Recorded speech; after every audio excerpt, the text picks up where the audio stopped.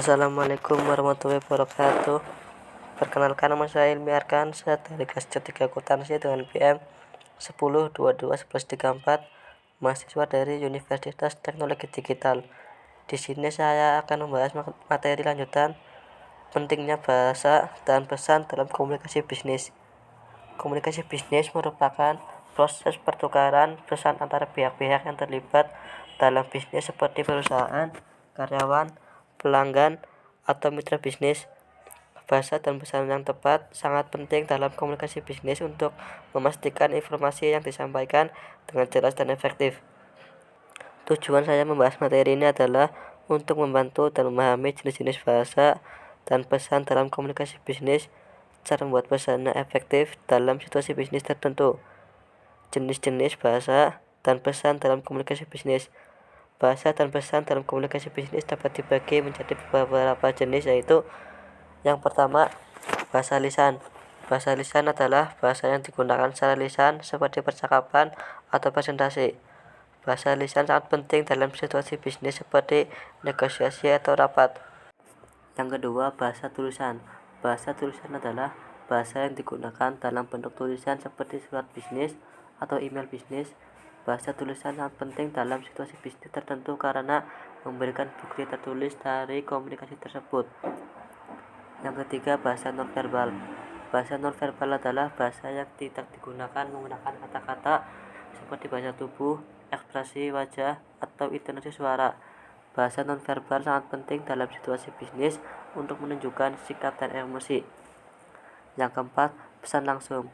Pesan langsung adalah pesan yang disampaikan secara langsung kepada seseorang seperti percakapan atau presentasi. Pesan langsung sangat penting dalam situasi bisnis yang memerlukan respon cepat. Yang kelima, pesan tidak langsung adalah pesan yang disampaikan melalui media seperti surat atau email. Pesan tidak langsung sangat penting dalam situasi bisnis yang memerlukan dokumentasi tertulis atau bukti tertulis dari komunikasi.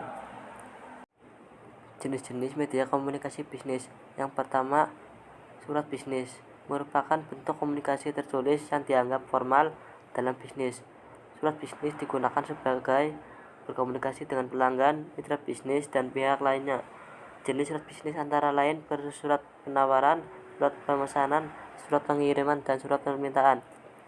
Yang kedua, email adalah bentuk komunikasi elektronik yang digunakan untuk berkomunikasi secara langsung dan efisien. Email digunakan dalam berbagai aspek bisnis seperti pemasaran, penjualan, dan layanan pelanggan.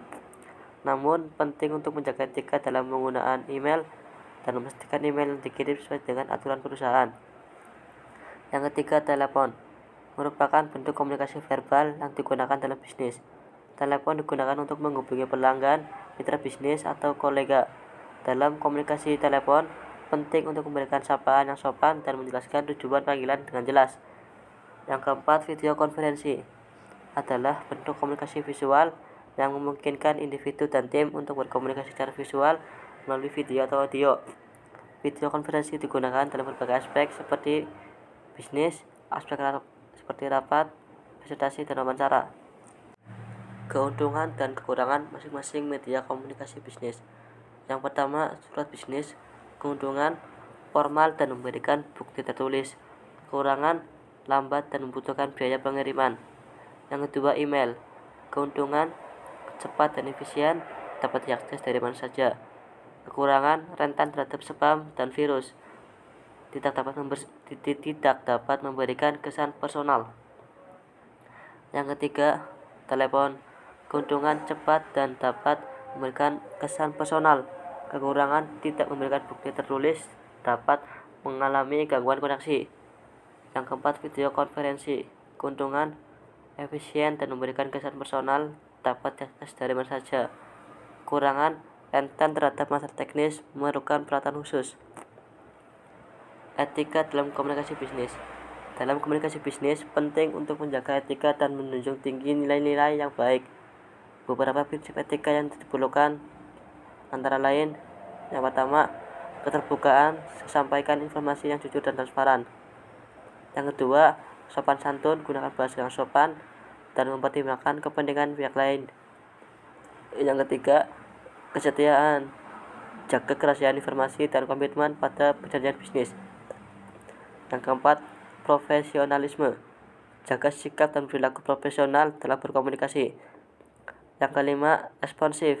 Tanggapan terhadap pertanyaan, permintaan, dan masalah yang diajukan oleh pihak lain. Yang keenam, keamanan data. Jaga keamanan data pribadi dan bisnis yang dikirimkan melalui media komunikasi. Cara efektif menggunakan media komunikasi. Yang pertama, pilih media yang tepat untuk tujuan komunikasi.